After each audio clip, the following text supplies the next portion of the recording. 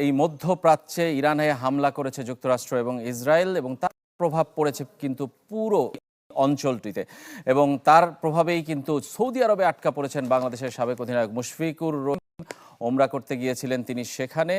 সব মিলে পরিস্থিতি কিন্তু সময়ের সাথে সাথে জটিল হচ্ছে। যুদ্ধের দামামা বেজে গেছে লণ্ডভণ্ড মধ্যপ্রাচ্য। সতর্ক বিশ্ব ক্রীড়াঙ্গন। ইরানের উপর সরাসরি আঘাত হেনেছে যুক্তরাষ্ট্র ইসরায়েল, তার জবাব দিয়েছে ইরান। কাতার, আরব আমিরাত, কুয়েত, বাহরাইন, সৌদি আরবের মার্কিন ঘাঁটিতে হামলা করেছে। মধ্যপ্রাচ্যের আকাশ সীমা এখন নো ফ্লাই জোন। প্রায় সব দেশই বিমান চলাচল বন্ধ হয়েছে।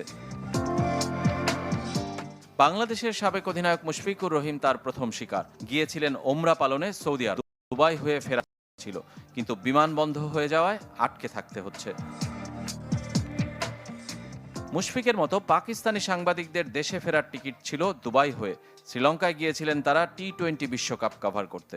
अभी ऑब्वियसली टेंशन है, एक तरफ मैच की टेंशन और दूसरी तरफ जो है वो अपनी टेंशन स्टार्ट हो गई है कि अब किस तरह से जो है वो पाकिस्तान पहुंचेंगे, तो ऑब्वियसली उसकी डिफिकल्टी है।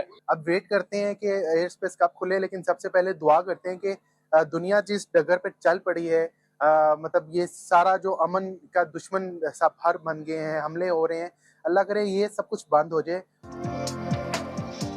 পরিস্থিতির উপর আইসিসিও নজর রাখছে। ভারত ও শ্রীলঙ্কায় চলমান টি-20 বিশ্বকাপের cricketer, coach, match official, support staff, সম্প্রচার কর্মীদের নিজ নিজ দেশে ফেরার ক্ষেত্রে ক্রিকেটের সর্বোচ্চ সংস্থা উদ্বিগ্ন।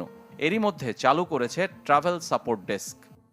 টুর্নামেন্ট সংশ্লিষ্টদের নিরাপত্তা এবং সুস্থতা আইসিসির সর্বোচ্চ অগ্রাধিকার।